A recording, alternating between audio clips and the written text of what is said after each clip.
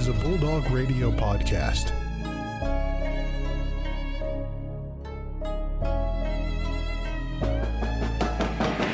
The Ferris State Bulldogs have upset the nation's number 2 ranked team. Wide open! Taylor is going to take this one to the house! Touchdown Bulldogs! Howdy everybody, welcome to the Most Valuable Sports Podcast. Brandon Worth joining here live, whether you're on WBRN 1460 AM, 107.7 FM, or on any of our podcast platforms on Spotify, Apple, or Amazon Music.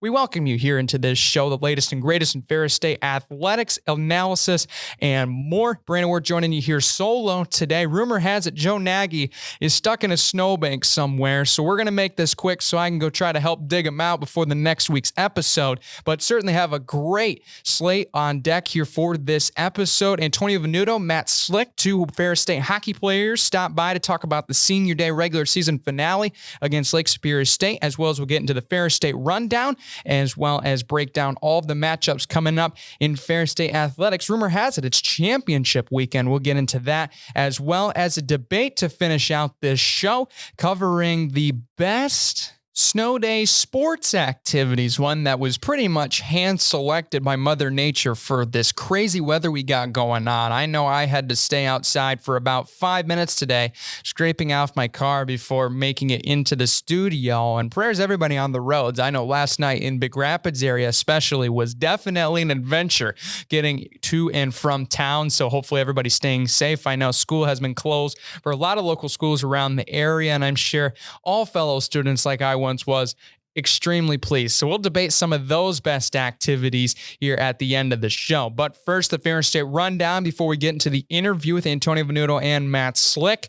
We have a whole slate of Ferris State athletics on deck this weekend. It starts on Thursday, which will be a couple days after you guys are listening to this live. Davenport will be hosting the Bulldogs in basketball in the GLIAC regular season finale week. So starting off against the Panthers, going to be a fun game that is tipped off 5:30 and 7 o'clock coming up from Caledonia on last Thursday, as well as softball is in action this weekend, all throughout this weekend at the Lewis Dome Invitational. I believe 6 to 8 games the team is playing in Lewis to try to pick up some regular season momentum moving into spring break's trip to Florida. Ice hockey will be at home this weekend against Lake Superior State. Ferris State fighting for home ice. There's still a chance, and they need 6 this weekend against the Lakers of Lake State. Those games on Friday, 7:07 puck drop, as well as Saturday at 5:07 for those two games, as well as indoor track and field will be taken off from University Center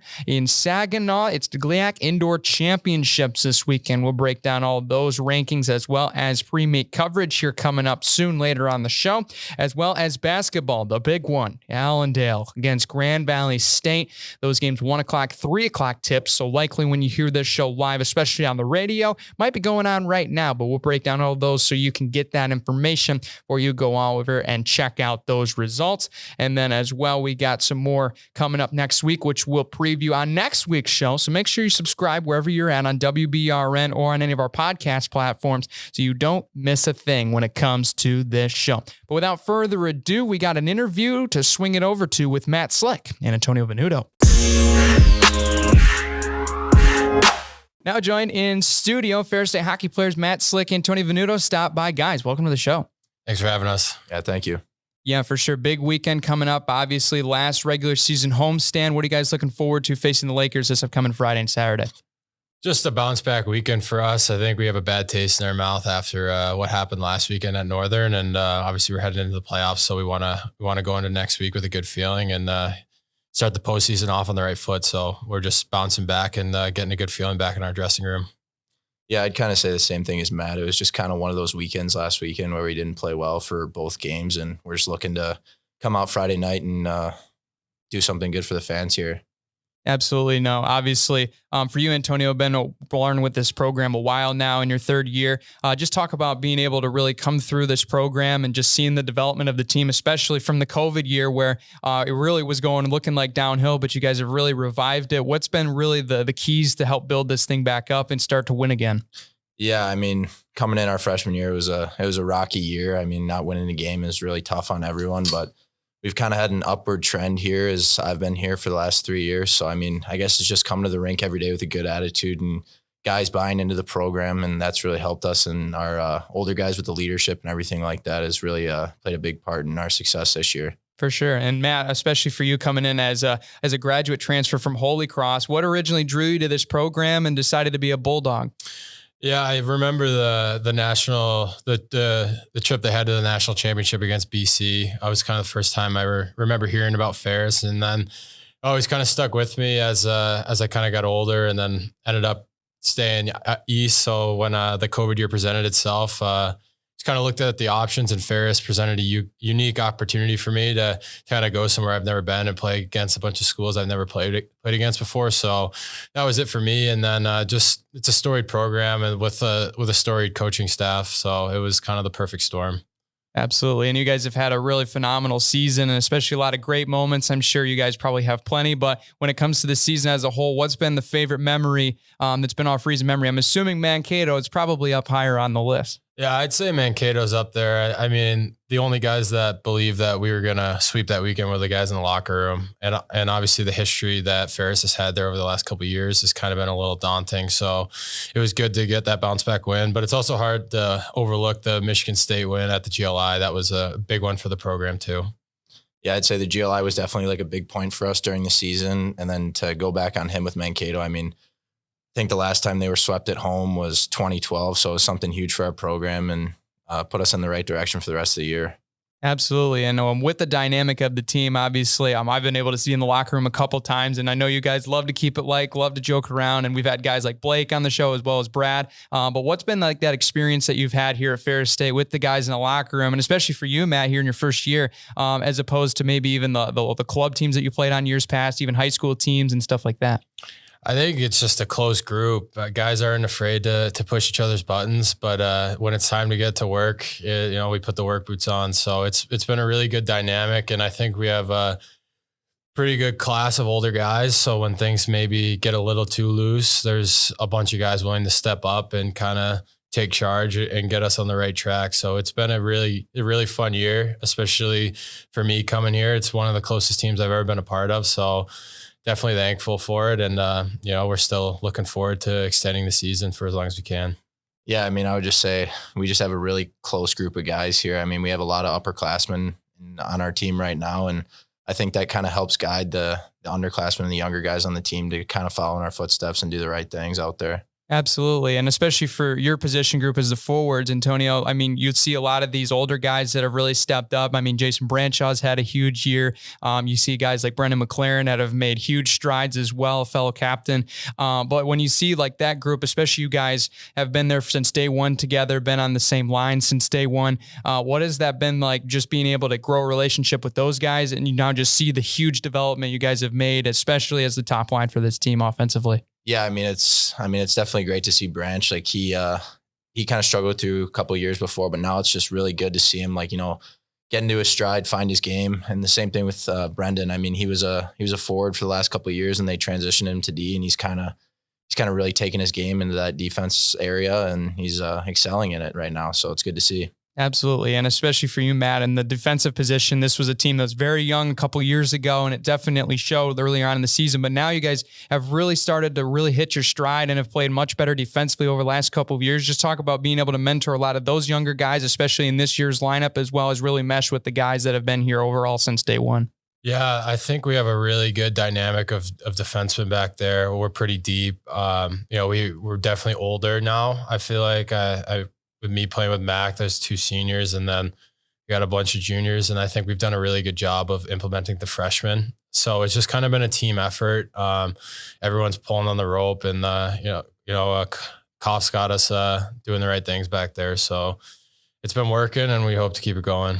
Absolutely. And especially coming up against Lake State this weekend, obviously would be huge to get 6 points. What are some of those key things that you guys must do on the ice on Friday and Saturday in order to get those 6 points? I think we got to battle. Just that's been the message all week is, last weekend was unacceptable with our battle level. So if nothing else, we're going to show up and we're going to compete. And if we do that, we're giving ourselves a great chance to win. So that's our focus. Yeah. I mean, we just want to go out there Friday night and just try to get that first one out of the way. If we get that first one on home ice, I think it'll be good for us. And like you said, just battling, like we definitely had a less battle factor, I guess, from the weekend before. And we're just looking to bounce back. Yeah, and when we come into prep, obviously, and I know we had an episode a year ago, we talked to the McCallion brothers, which Antonio, you know very well. When it comes to superstitions, are those any particular things that you guys like to do in preparation? Because we've heard that college hockey players certainly have a lot of these unique superstitions that they do before games. If you had asked me that my freshman year, I think my answer would have been totally different. But I've kind of just, over the years, have kind of gotten away from the superstitions. I just like to show up and play and stay loose. My freshman year, I was mental about when my sticks needed, very all timing stuff. But when you go on the road, it's hard to match the timing with being at home, and there are too many external factors. So I really don't have any superstitions anymore that I had 5 years ago. Yeah, I'm kind of the same way. I just like to get to the rink, get my sticks taped and just kind of keep it loose with the guys there before the pregame meetings and stuff like that. But really just trying to get out there and play is all. Yeah. Has there been any teammates that you guys have seen that have complete opposite? You're like, wow, even you have this as a superstition. Have you ever seen those kind of guys? I know Brad Merrick shows up to the rink absurdly early. I think 4 hours before the game. I'm not too sure. Do you know? Yeah. Steiner, I've just playing with him for the last couple of years. I've just picked up. He does a couple weird things with his pads before the game, stares at his gear a lot. So, he's a goalie at the end of the day. So he's just trying to get his head right. But the goalies have weird superstitions typically. So yeah, that's what we've heard. And I think it's somebody has one with Stein where they slap stick on the pads before they go through. I can't remember who exactly it was we were talking on the show, but certainly interesting all the way around. But guys, thank you so much for your time. One more question for you guys before you go. What's been your favorite thing about being here at Ferris State and being a Bulldog? You want to go first? I was gonna say you take it. Okay, I'll go first. Yeah, I've only been here for a year, but it's just way different. It was a little bit of a culture shock at first. The Big Rapids and the town. I went to a private school, and it's kind of like a gated community. So to be integrated within the town of Big Rapids is kind of cool. And we've seen the growing fan support. I think that's been the coolest thing that I didn't really get much of an experience with my previous 4 years. It was kind of all students, but you get the support from the town, which is really awesome here. Yeah, my favorite thing probably is just the guys on the team here. Like we said before, we have a really close group of guys here, and that's something that is really special. And the fans even now joining in late in the season is just really good to see. And I hope they continue to keep coming out for games. Awesome. Thank you so much, guys. Appreciate your time and good luck this weekend. Thank you. Thank you.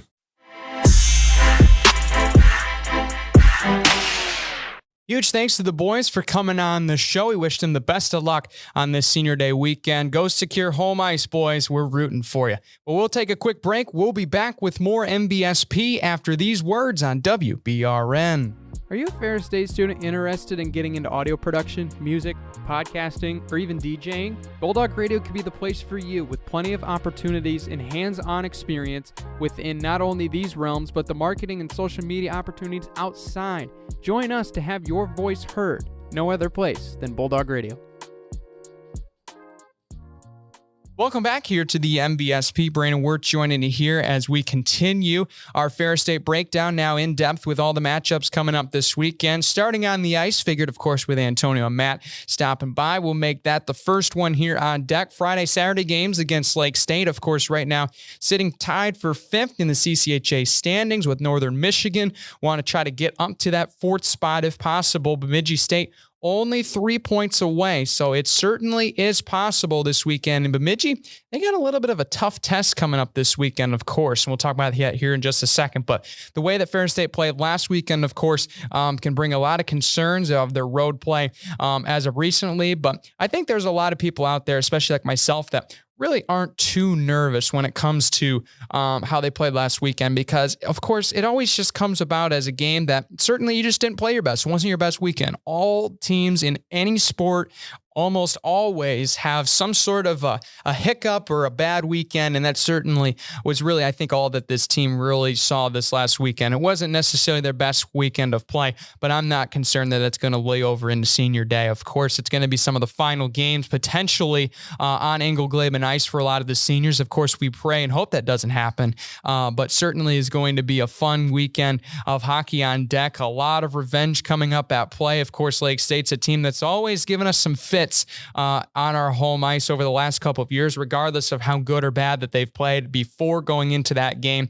But certainly is a lot at stake, especially with the CCHA standings. Minnesota State and Michigan Tech will be facing off in Mankato for the rights to the number 1 spot in the CCHA going into that postseason tournament, as well as Bowling Green, who currently sit in the 3rd overall position, are in a little bit of a chase mode, but they got a certainly interesting matchup coming up this weekend where they're in the driver's seat potentially in that upcoming game. They're going to be taking on a pretty solid Northern Michigan team that is really coming in with a full head of steam after taking down us last weekend. And then, of course, Bemidji State, who currently hold the 4th overall spot in the standings, will be going on the road to face a St. Thomas team that has been playing pretty good as of recently. So don't count out the Tommies at home to try to help us play Cinderella and get back into home ice position, as well as, of course, us and Lake State will take on each other going on Friday and Saturday. So a lot at stake here, and especially when you look at the comparison to these two teams,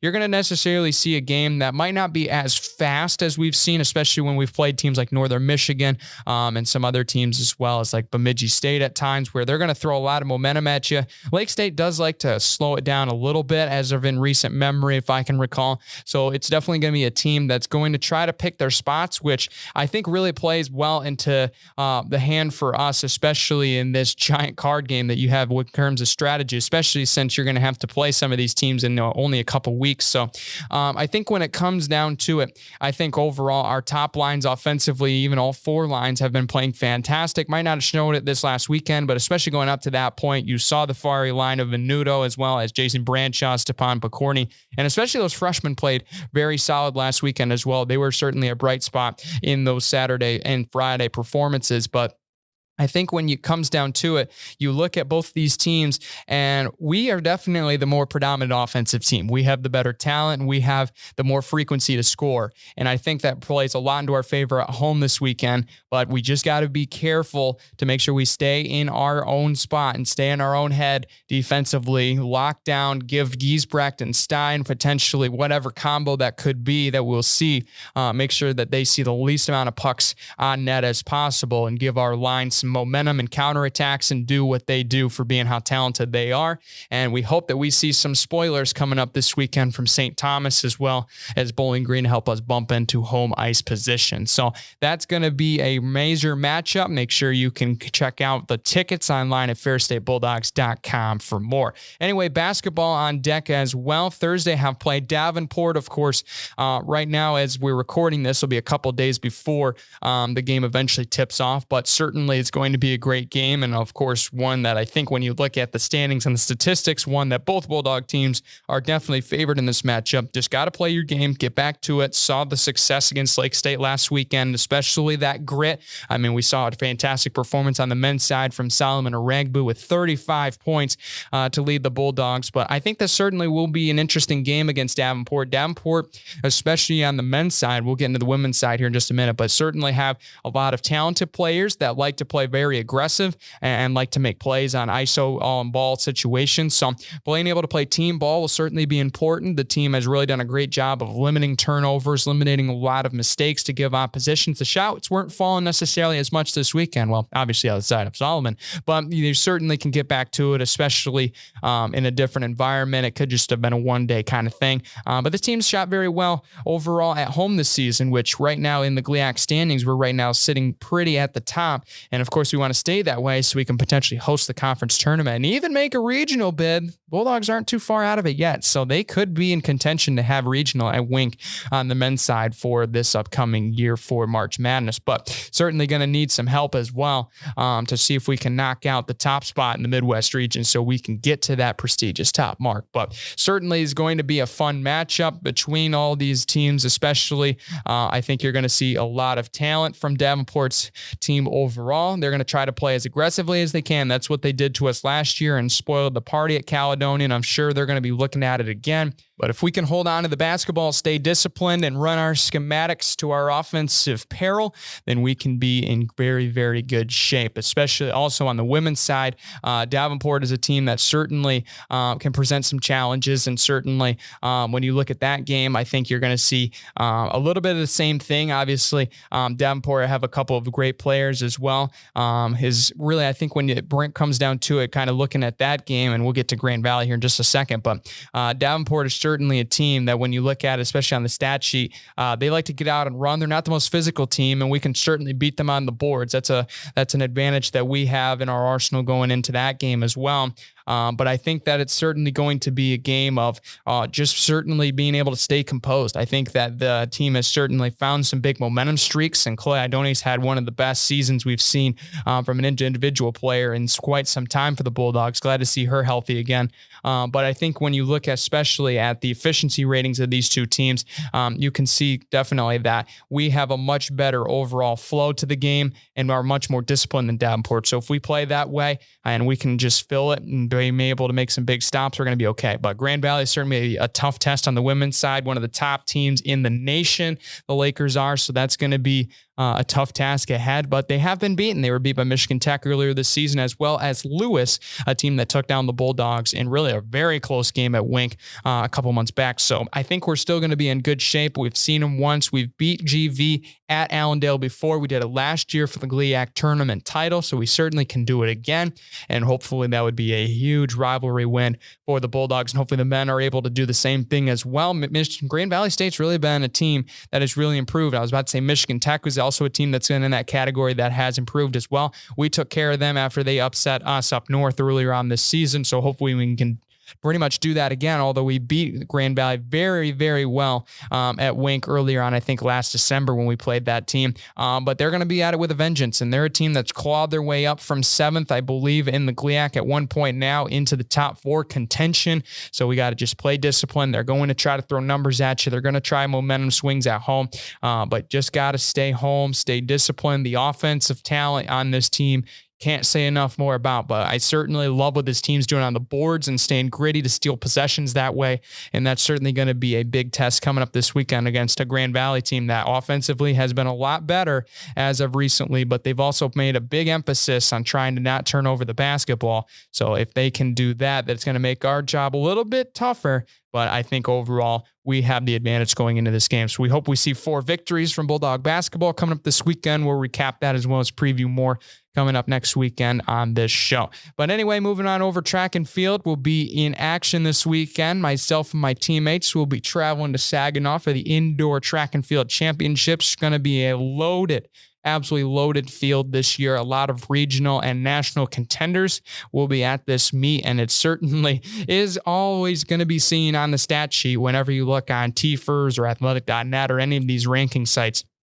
It's pretty obvious that there is national contenders individually and team-wise going to be in this GLIAC event, and that's certainly why I love competing in it. It's the best of the best. It really shows what you're made of, and trying to be the best of the conference. And one of the best conferences in Division II is always going to be fun. So the track's going to be fast. It's certainly looking like what we've seen from that track over the last couple of weeks, it's gotten only faster. Our school records have even been broken on that track as of recently as well. Donis Harris broke the mile. The Ferris State mile record at 4:06 for men's was broken on that track just a week ago. So hopefully we can see some more records as well as big-time point scorers and medal winners coming this weekend. So you can follow that along Ferris State Track and Field on social media for all that coverage, as well as watch live on Flow Sports and flowtrack.com. So a lot of Bulldogs in contention. I believe I counted that there's 10 right now sitting in the top 8 positions in medal contention already based on the rankings. So going to see if we see a lot of talent to this team, and we'll definitely be showing that we have improved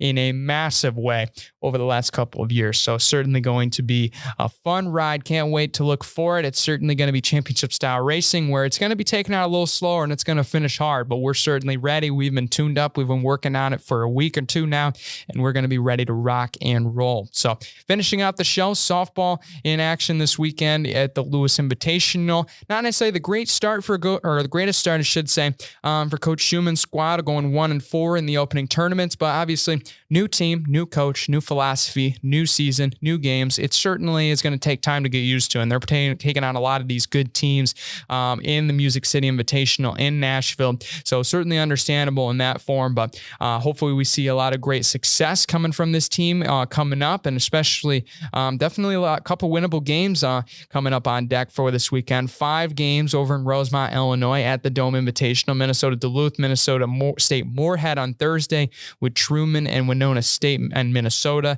on Friday, and they'll finish it out on the nightcap if you're listening to this here on Saturday on WBRN. Walsh in that game will have first pitch at 7 p.m. on Saturday, February 25th. So it's going to be a good weekend for Bulldog Athletics. You can follow along at fairstatebulldogs.com for more. Finishing out the show here, got a quick hitter list for you to debate. Top 5 snow day activities, especially with the recent weather. I'm sure some people are probably saying, you know what, I'm getting sick and tired of watching TV and movies on all these snow days, which I'll admit I did that yesterday when my classes were canceled in the evening and I finished my favorite TV series, but that doesn't mean it's necessarily the only thing you have to do on snow days. So here's 5 snow sports inspired by the sports themselves that you can do that you can enjoy a snow day. So number 5 is make a snowman. Of course, very original. I get it. But as long as Frosty the Snowman has been a movie, it has been great. How does this do with sports? It's weightlifting, man. You're making that snowball and you're going to make yourself stronger. And you got to make 3 of them, of course. And you can do whatever you want as far as necessarily the accessories to the snowman and how you want the eyes and the nose to look and all that sort of stuff. But that is a sports related because it is all lifting. You're going to get stronger, especially for all those young kids out there that are still developing their muscles. You can get some big guns making some snowmen. Number 4 on the list is going to be board games. This is one I also did last night on my school snow day in college. It's certainly fun. And why does it relate to sports, you may ask? These games like Catan, Risk, Monopoly, they're strategy. They're mind thinking games ahead of your time. If you're even bold enough, start taking up chess. That's certainly a game that I know I've started to appreciate just how much mental skill, think ahead ability, as well as discipline it takes to be good at those. And that's what you need in all sorts of sports. Staying disciplined and getting the job done with the fundamentals is what you need to do, as well as have a good strategy moving forward. So that's why board games are number 4 on my list. Number 3, sledding and snowboarding. And the reason this is not number 1 is because it is not necessarily as accessible for some people as opposed to myself. I lived on a large farm that had a hill growing up, so I was fortunate enough to have the ability to go outside and sled and snowboard. I know some people that live in town. I know it's hard, and that's why it's not on the list. But if you can, go get a saucer, go get your own step-in snowboard, and just go shred it. That's what the snow has been made for, and it's certainly a blast when you get to go head first, full of steam, flying down these hills as fast as you can. It is certainly a blast. So that is number 3 on my list. Number 2 is snowball fight. Now, you're probably thinking, oh my gosh, what is number 1? I can't wait for you guys to weigh in here. But snowball fights, of course, you can already know what the sports relatability is here. It's all about the arm, baby. Getting the cannon loose, letting a perfectly made snowball fly at your best friend in Ultimate War style. It's certainly a fun game, and it will never die as long as snow continues to hit the great state of Michigan from now and years to come. Number 1 on the list, I know you guys have been waiting for this, and you're going to be shocked when you hear this. It's shoveling the driveway. I know you guys probably hate me for waiting this long to put it number 1 on the list. It's America's Got Talent. You're giving me the X just like this one. You're just absolutely infuriated. But here's why it's number 1. 1, it helps not only yourself, but even your neighbors. You can be a kind best friend, and even if you're lucky, they might pay you for it. So there's 1. 2, it's working you physically. That's helping build you that strength, of course, arm strength, core strength, and even leg strength. It takes leg strength to get those shovel loads of snow out of the way. So it's helping you as an athlete. And the 3rd one is it complements the other 2 in the top 3. Sledding and snowboarding. If you don't have a hill because you're in the town and you need something, you can make it in your backyard. I'm not telling you can make in the street, but if you're risky enough, you can do it. Or if you need some snowballs, hey, you're going to make a fort so you can have an even more epic war. So that's why shoveling the driveway, as well as that, all encompasses as the best overall snow day activity. You can hate me or you can love me, but you can certainly like and subscribe if you love this episode. Make sure that you tune in next week on WBRN 1460 AM 107.7 FM for more.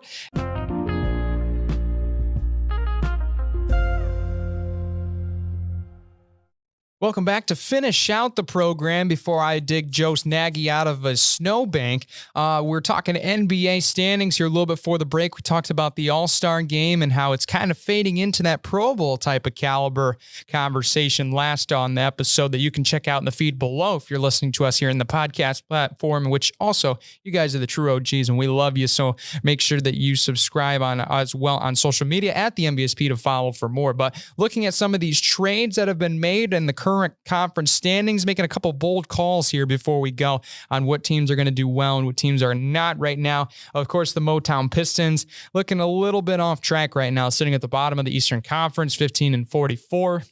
You're certainly not going to be the greatest spot when 12 and 27 games back, but it's Wemby or nothing at this point. But there's certainly some other good prospects. If we're not able to get him, as well as Scoot Henderson.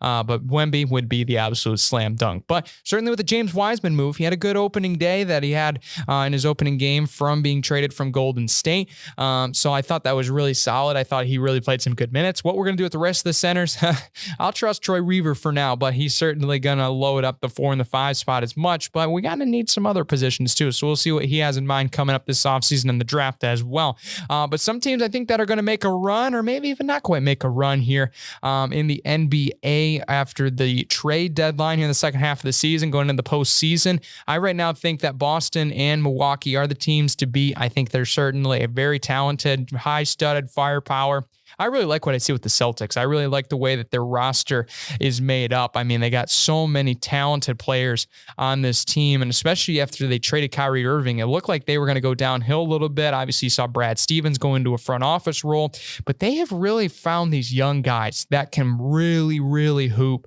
And I think that's what made this team very, very special. Obviously, Jason Tatum and Jaylen Brown are two of the best duos in the NBA, or I should say one of the best duos, one of the best twos guard spots in the NBA. And I'm sure any GM would love that. The addition of Malcolm Brogdon is looking very good. Marcus Smart, one of the predominant defensive players. Derek White doesn't get enough credit when he's healthy. And I think when you look at some of these other guys, Sam Hauser's played really well, former Michigander. I believe he went to Marquette for college, and as well as his brothers doing really well at Michigan State right now, considering Joey. But I think you definitely see where you guys have Grant Williams, Robert Williams, when he gets back from injury. His team's through the roof. They got veterans also around, Mike Muscala, that have been helping out in a major way. Blake Griffin, Danilo Gallinari they got in a trade, and I think that's made that team even better. So I'm assuming them, as well as Giannis in that Bucks team with Drew Holiday, and obviously Chris Middleton will make some noise, and they'll certainly be able to score in a multitude of ways and get there. I think right now when you look at the Brooklyn Nets, I don't think they're falling as far as people think they will. I honestly don't. I think that with Cam Thomas, the way that he's been playing, he's going to have a huge role in how this team does. Michael Bridges as well has played very well. Cameron Johnson has stepped up really in that trade. Nick Claxton's got a lot of potential. Obviously, they still have a lot of great players that they've acquired. They're still kind of getting back to their full selves eventually after injury or mental concerns. You know, of course, the Spencer Dinwiddie. Of course, you have some of these other young or older guys as well, like Seth Curry, Royce O'Neal, Dorian Finney-Smith. So, and then there's still Ben Simmons there, believe it or not. Ben Simmons still does play basketball after this trade deadline, which has been kind of crazy to think about. So I think that they will fall. I think they'll finish around the 7 or 8. They'll probably have to play in the play-in game, but I don't think they're going to miss the playoffs like all these crazy people are thinking, because it's still a really good ball club. And they still have a really good coach in Jacques Vaughn. The Cleveland Cavaliers, I think, are a team that could sneak into the top 3 conversation. I really like the Cavaliers in how this team has really been developed. I think their guard play is absolutely dominant in comparison to what people said they were going to have. Darius Garland, Donovan Mitchell, dominant backcourt. You have Karistel Verd in there. Isaac Okoro is definitely a guy that you can throw in. And then obviously you had Rookie of the Year candidate Evan Mobley, who's been playing some pretty good basketball. Jared Allen does not get enough appreciation. They did move on from Kevin Love, so he's no longer with the Cavaliers as he's now made his way to Miami with Jimmy Buckets, Kyle Lowry in the 7th-ranked Heat, who are 10 games back at the top spot right now. But I think the way that Cleveland can shoot the basketball, and I think their playmaking ability, especially defensively, though it doesn't get enough attention, I think that is going to keep them in a top 3 conversation for a long time. And I think a team that's right now on the way out that might find their way on the back way in, I think right now, I think you got to watch out potentially for the Toronto Raptors. As crazy as that sounds, because I know any Raptors fan is just absolutely irate with the lack of really any moves made at the trade deadline. But I think they're still in good shape. I don't think that you're going to be panicking necessarily with Toronto, obviously, for guys like Fred VanVleet. I think when you have a lot of these other players that they can really insert in there, especially when considering health has been a really a problem with this team. Losing Siakam for such a long time.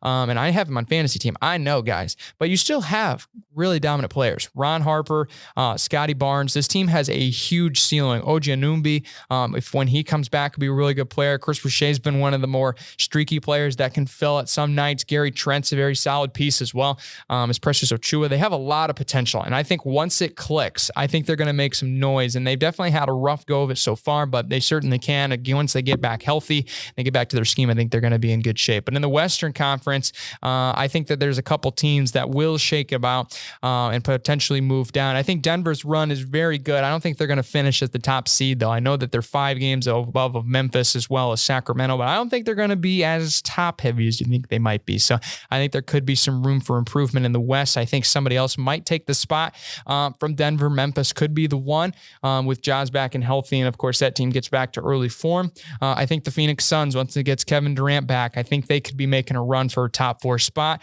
as well as the Clippers now with Russell Westbrook. Even though that's a good addition, I think that this team's going to get better, but they're going to drop in the standings. Yeah, it doesn't make sense. But when you think of it this way, the chemistry is going to take a while, but it's going to be pretty good immediate with obviously Paul George and Russell Westbrook and Kawhi, especially when he gets back. I think you'll be in good shape. But I think when you see how this team is going to be, they're going to be very top heavy. If you stop those guys, they're going to be in a little bit of trouble because they're not as deep as they were originally when they had that Kawhi Paul trade, because they've made a lot of deals. They've shipped Patrick Beverly out and a couple of those guys. So I think they won't be necessarily as heavy as a team. I think the Dallas Mavericks are going to be a phenomenal team. I think they're going to finish top 4 as well as I know it's crazy. Yeah, Golden State's probably going to get into the playoffs. I know, but they're right now sitting at 9, even 500, 29-29. I think they finish potentially in the top 7. And I think you see a team like the New Orleans Pelicans that have played very well this year.